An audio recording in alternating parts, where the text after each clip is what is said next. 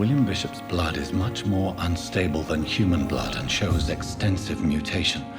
But this is not what happened to me. I must keep on searching. The sun is about to rise. I can feel it. I'll continue tomorrow night. I have so much time now.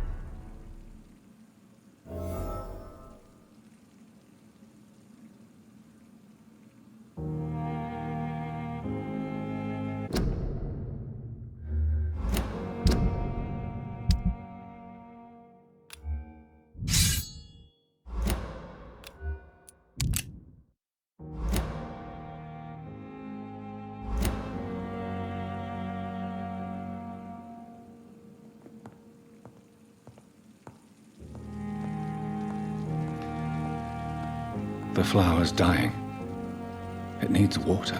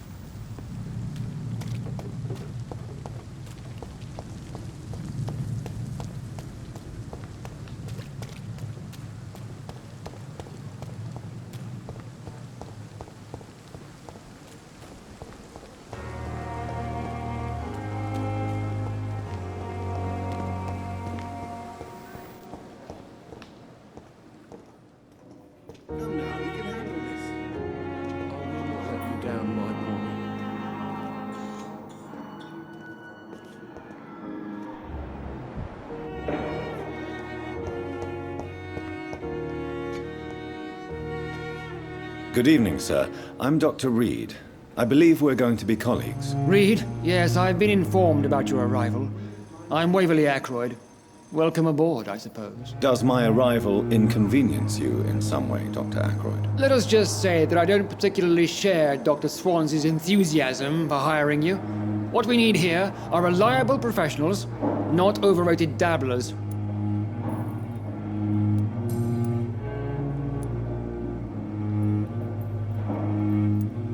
It seems you have bad memories of your military service. I refuse to see this industrial slaughter as scientific progress. War only reveals the worst in men. We can at least agree on something, Dr. Ackroyd. I don't know what you've heard about me, but I have already proved my value as a practitioner. I don't question your skills, Dr. Reed, but your motive. Is it money, fame, or are you truly dedicated? And what exactly is that supposed to mean? I served in the war just like you.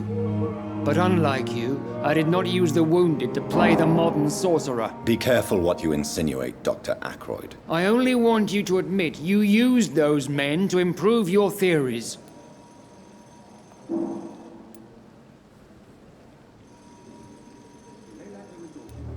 I don't see any reason why I should justify my actions to you. That's true, Dr. Reed. The only judge has to be yourself. The question is, are you judging yourself hard enough?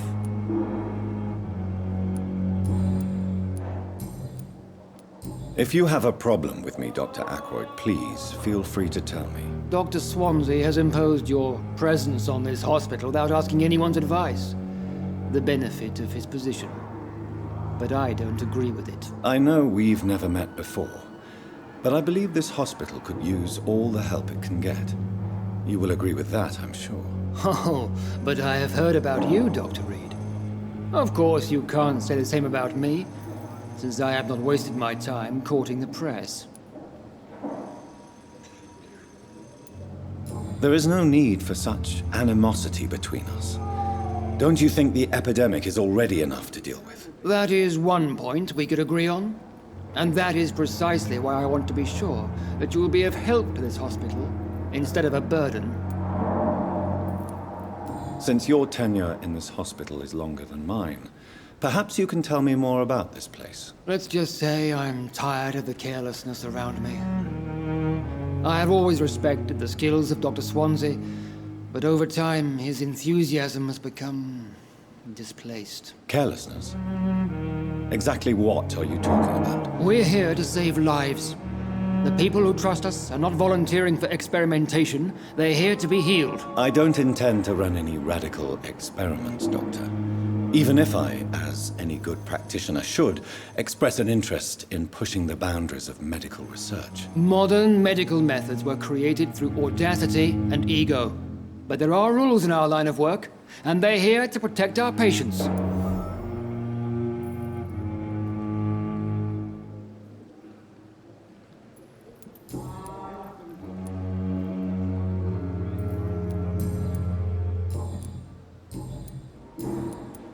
Thank you for your time.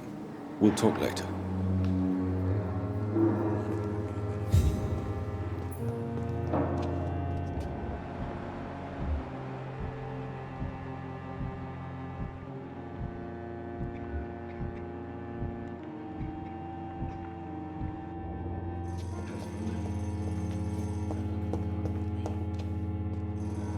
Come now, we can handle this.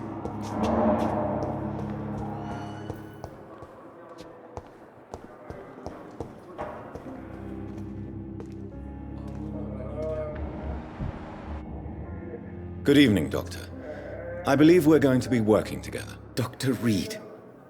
Dr. Swansea informed us of your arrival, but I could not dare to believe we'd have such good fortune. Such an honor, sir. Thank you. And you are? I am Thoreau Strickland, Dr. Thoreau Strickland. I'm a great admirer of your work, Dr. Reed.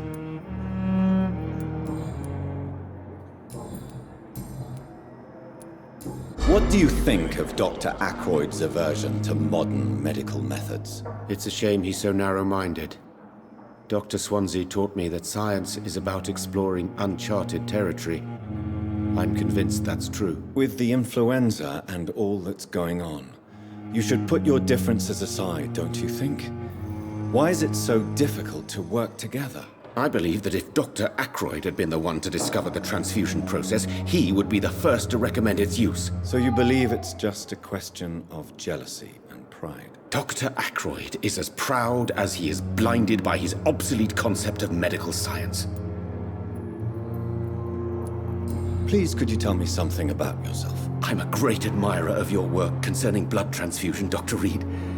I run my own experiments. I'm convinced it's the future. I based my technique on my mentor's research. He helped me perfect my method.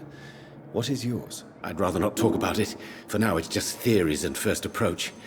My process is purely experimental and unsuccessful. As long as you're cautious and methodical, you may remain empty-handed, but you won't fail. You're not the first one to warn me, but I am convinced knowledge is the main weapon against the ravages of this epidemic. What made you choose to be a doctor? I'm not ashamed to admit you and your work have inspired me. I am honored to have the opportunity to work by your side.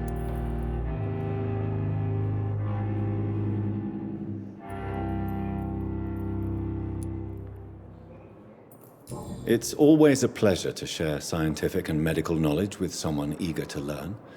I'll be glad to help you if I can. This epidemic may be the century's most terrible disaster, but I'm convinced that we, as doctors, are the only ones able to defeat it. What can you tell me about the Pembroke? Well, it has always been an honor to work with Dr. Swansea. But with your arrival, I can't think of a better opportunity to learn about blood transfusion. Do you need help with anything in particular? Well, yes, maybe. I'm waiting for a batch of products I ordered for my personal research, yet my supplier seems to have vanished. Do you want me to play the errand boy for you? Oh no, Dr. Reed. But if you went personally to his shop, what with your reputation and all, he wouldn't dare to refuse the products I need. I see. Well, give me the address, for I may pass by if I have time.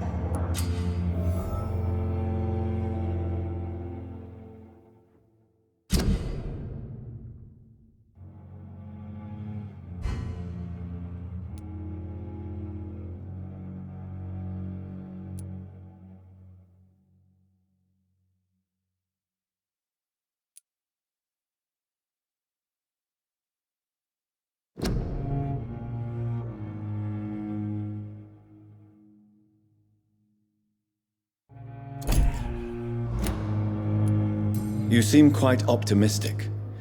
It's a rare and precious attitude in these difficult times. I'm convinced that this epidemic is a test of endurance and dedication for us men of science. Questions remain about our capacity to resolve the situation. True.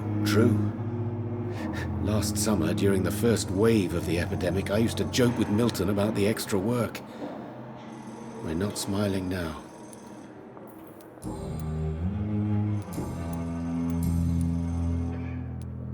Tell me more about your willingness to experiment with new medical techniques. Harvey Fiddick is a patient suffering from a severe injury that could cripple him if not treated correctly. I'm convinced your blood transfusion technique could help him. What is it you really want? To save him, or to prove your point? Fair question.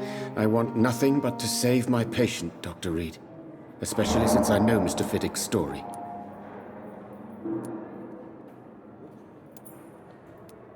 Tell me Mr. Fiddick's story. Our first diagnosis was compromised because Mr. Fiddick lied to us about the real origin of his injury. He first claimed it was an accident. But why would he hide such crucial information from us? Because he is a proud father, ashamed of putting his children at risk because of his own negligence. This personal involvement could also appear to be a lack of impartiality. You must know that a good surgeon must remain neutral. I agree. But that does not excuse Dr. Ackroyd's behavior, a man who did not even take time to converse with his patient. Do you think keeping his distance was a mistake? All I know is that I'm taking care of human beings with desires, hopes, and fears. Not some biological machine comprised of blood, bones, and flesh. Goodbye, Dr. Strickland.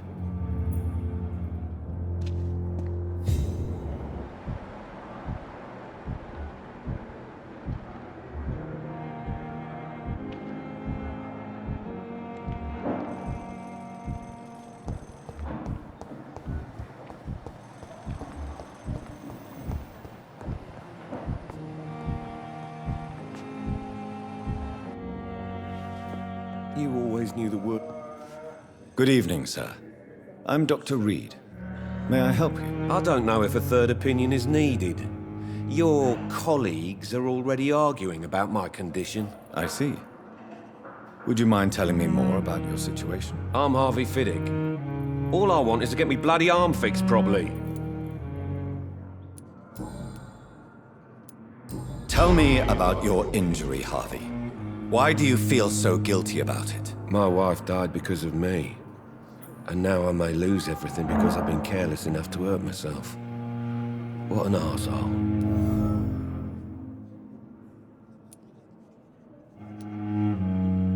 You can't hold yourself responsible for your injury, Mr. Fiddick. Unless you tried to hurt yourself. Of course I didn't hurt myself. But I can't work until my arm is fixed. My children need to eat, Doctor. How could your job be responsible for your wife's death? I was working a double. She went out to bring me a hot meal and got caught in a German bomb raid. Tell me more about the death of your wife, Harvey. 1915. I was in the army, building workshops for the Royal Flying Corps. Helen was happy I wasn't sent to the front. What happened? The Germans sent Zeppelins to bomb the construction site, but they missed their target. My wife was bringing my dinner when the bombs fell. I'm sorry for your loss. So many died during the bombings. I served in France and witnessed the carnage there. I would like to say that she didn't suffer. Truth is, I have no idea. I just know that I'm all that me kids have. Poor little bleeders. How are your children after losing their mother? They were smaller then. The only good thing about this is my Helen didn't bring them with her that night. Is there anything else that's bothering you? Can I help in any way? I'm all right. Considering the state of this place, I should consider myself lucky, I guess.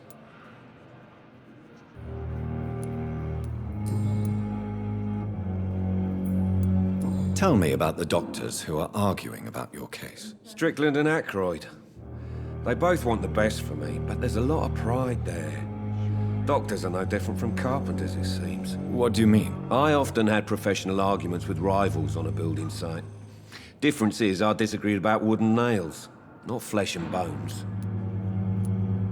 Tell me about yourself, Mr. Fiddick. I'm just a regular guy waiting to get his arm fixed, so I can return to work and to my family. I was more curious about what you were doing before being hospitalized. I'm a carpenter, and a good one too.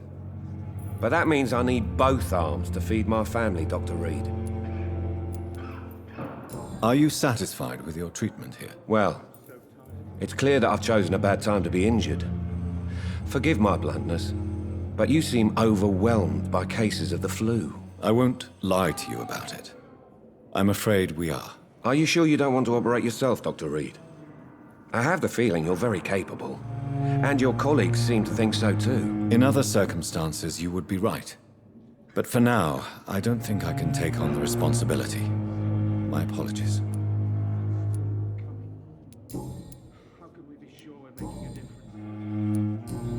Goodbye for now, Mr. Fiddick. I'll see you later. I will not let you down, my boy. Hospital seems to be falling apart. Francis, I'm willing to give you the benefit of the doubt.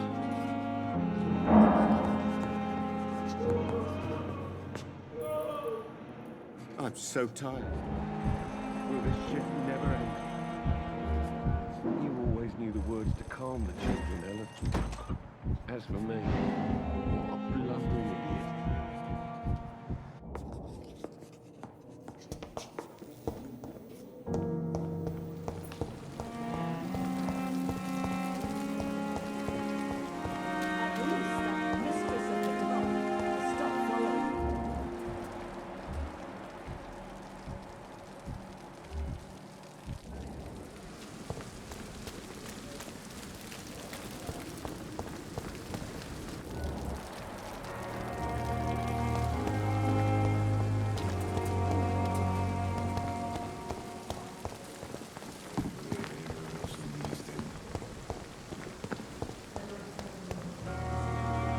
Good evening, Milton. Good evening, Doctor. Still trying to save lives?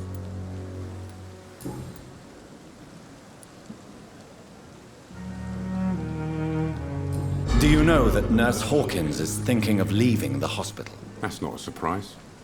We've talked about it already. Does it not bother you? Sometimes I think she may be right. We should run away while we can. Question is, where can we go? Where is it safe? Tell me why you're extorting money from some of the patients here. If a patient wants a bed, he'll have to pay me a little fee. That's all. Where did you get the idea for such an immoral scam? Funny you should ask. The first time it was from a patient who bribed me to get a bed. It's only then I realized I could make a fortune.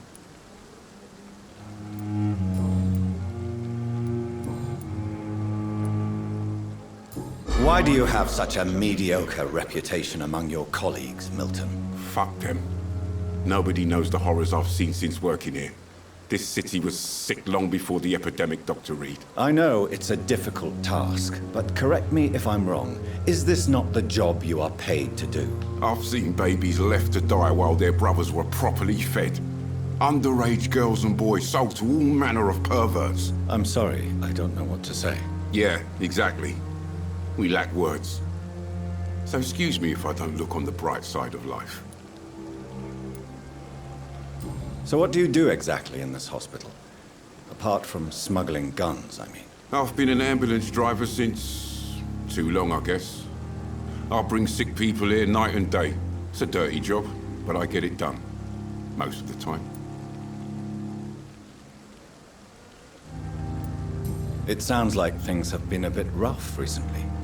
What's happened? Yesterday I got attacked by the patient I was bringing here. I escaped through the hospital's garden, but I lost my wallet when I was running. You left an infected patient outside the hospital. That's incredibly dangerous. Go there yourself if you want, but be careful, Doctor. I'd rather not bring your dead body back. Since you're on the front line, how is the sanitary situation in this vicinity? It's a complete disaster. It's even getting dangerous to enter some streets or buildings. Even the locals attack you.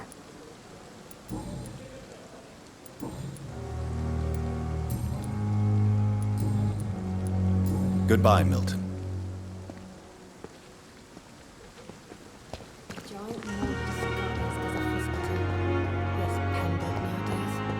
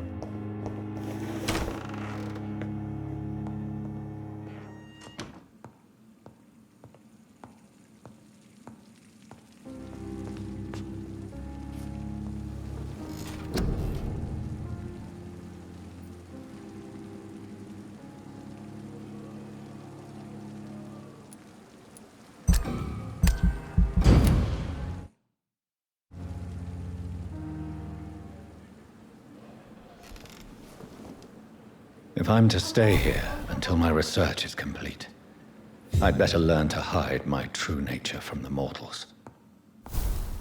But what about my thirst for blood?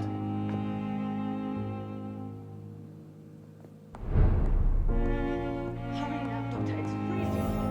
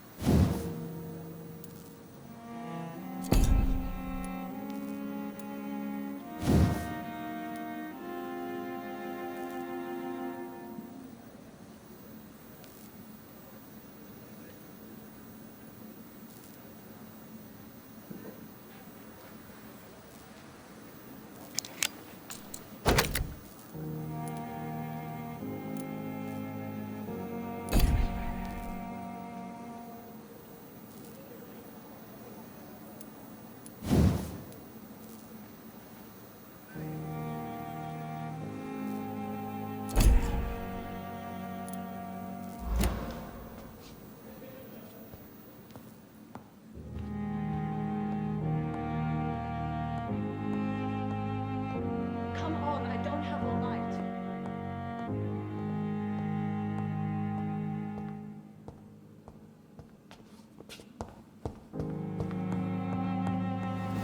Hurry now, Doctor. It's freezing here. Yes, Nurse Crane? How can I help you? I'm so sorry. I know Dr. Swansea wanted you to rest, but we have somewhat of a crisis. A crisis, you say? Our supply of antiseptics is nearly depleted. I was hoping there was another box up here, but...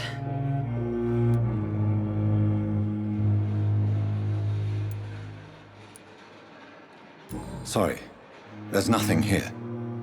Some of the patients won't last the night without them. Honestly, sir, I'm beside myself. I may have a solution. In France, during the war, drugs shortage was a daily problem, and we had to use our wits to overcome the shortages. However do you mean? If combined correctly, certain household chemical products can be used in a pinch instead. Now, where's the hospital storeroom? The storeroom? Fat chance. This is the Pembroke, and space is luxury we don't have. Everything used to be stored in the old morgue. Perhaps I should look there first. Where is this morgue? It's the large building behind the hospital. You'll need to go in the back door because it's been sealed off for sanitary reasons. Take this key. It opens a small back entrance at the end of a narrow street. The abandoned morgue behind the hospital. A small door at the end of a narrow street. On my way then. Thank you, nurse.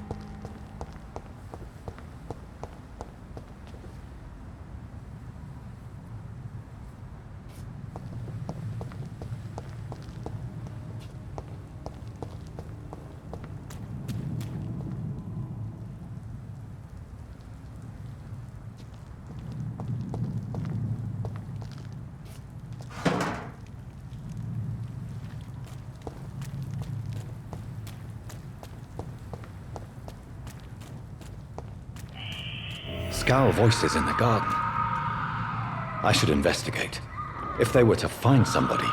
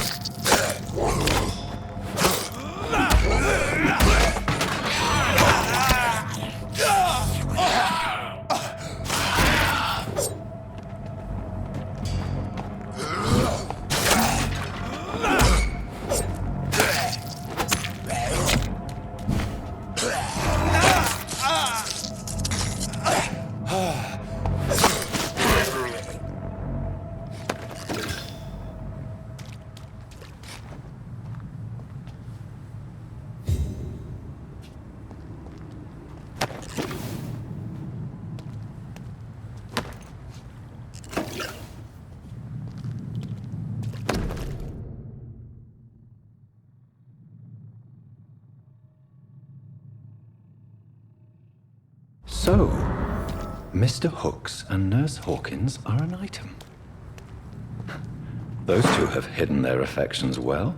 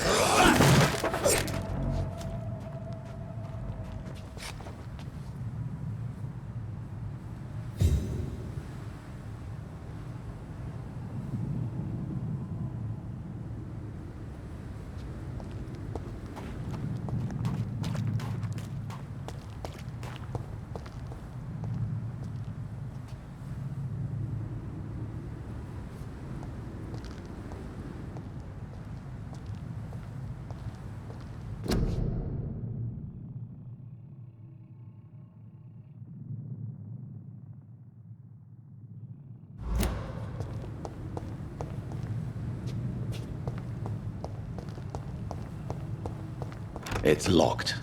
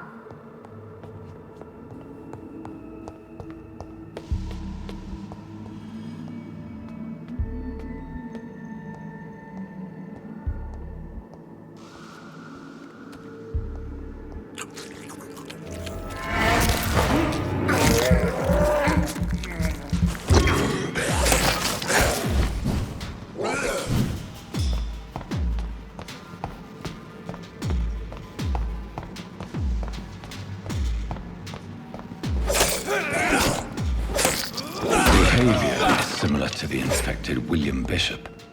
Must be the same strain. This sickness moves faster than influenza.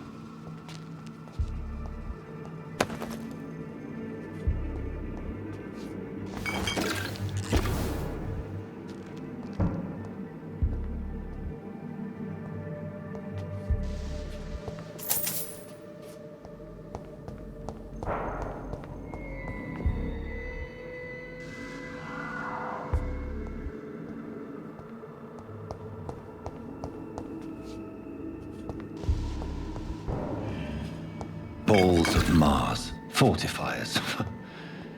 As popular as they are ineffective. But they do contain iron tartrate, and that might prove itself useful.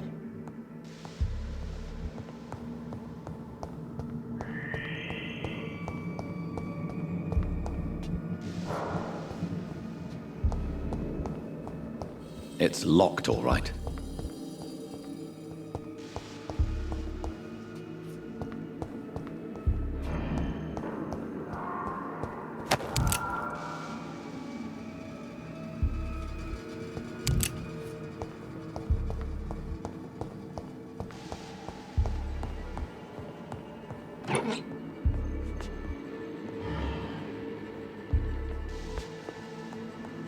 This key will surely grant me access to the basement.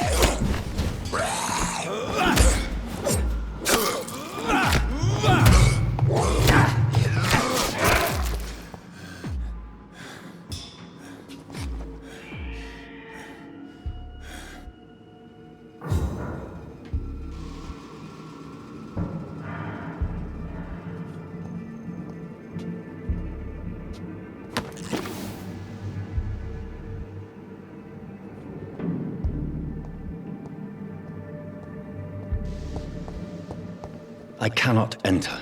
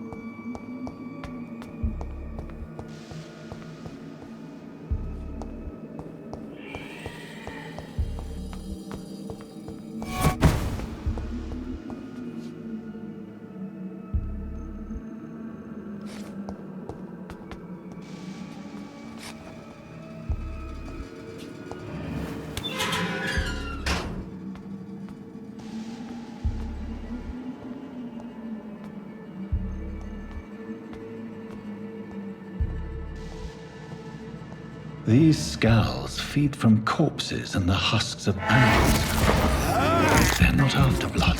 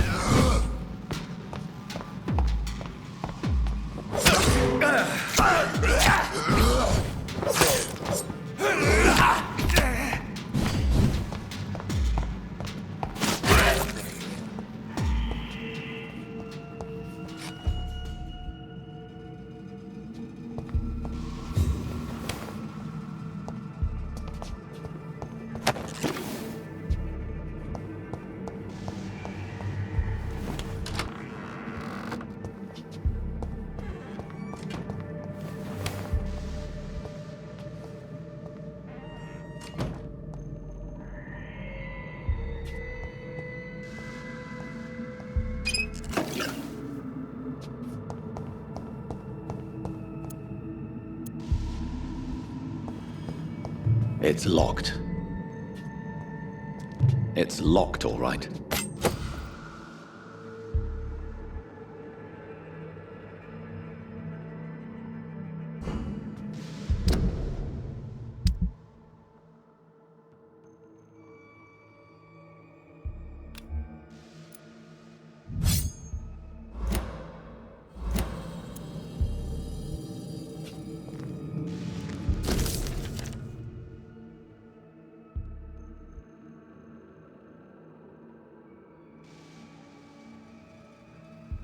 Mr. Connor's injuries don't match the report.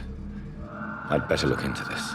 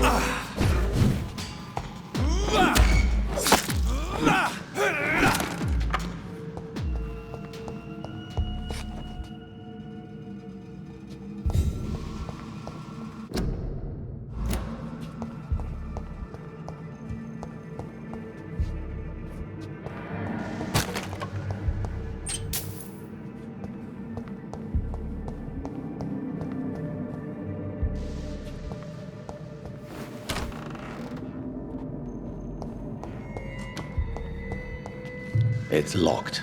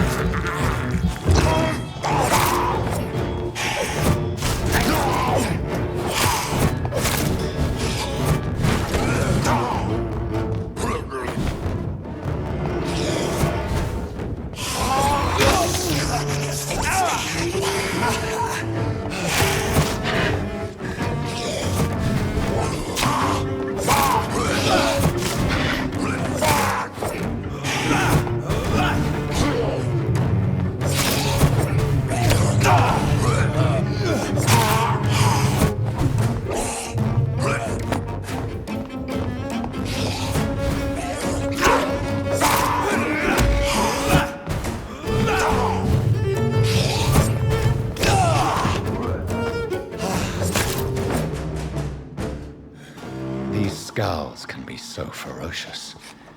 I'm not sure I can defeat them without becoming stronger. To drink blood is so tempting. Sodium hypochlorite. Dangerous to administer, but efficient in the proper dosage.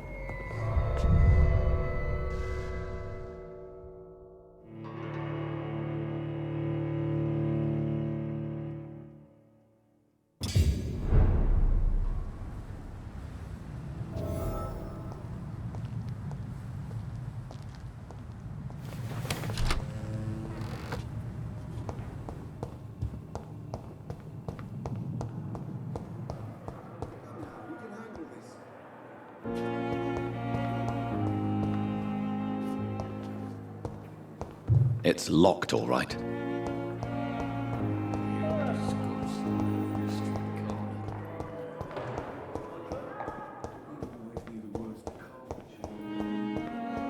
As for me,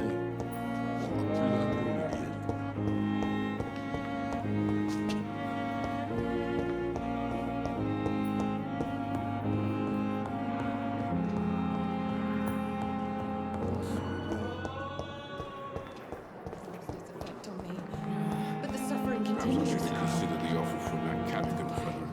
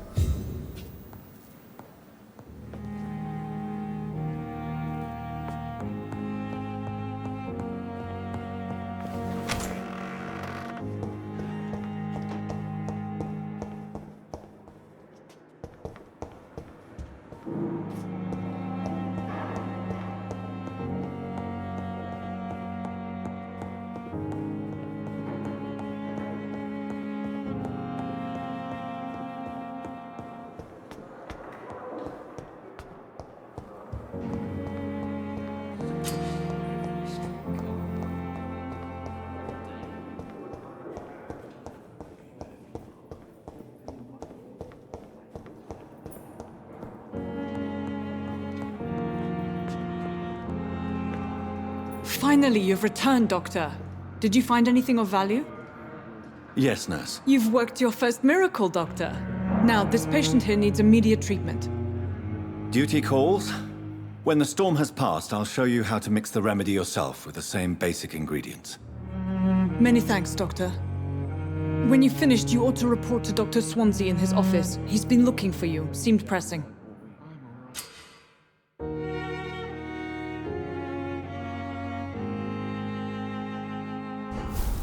Don't waste your time with me.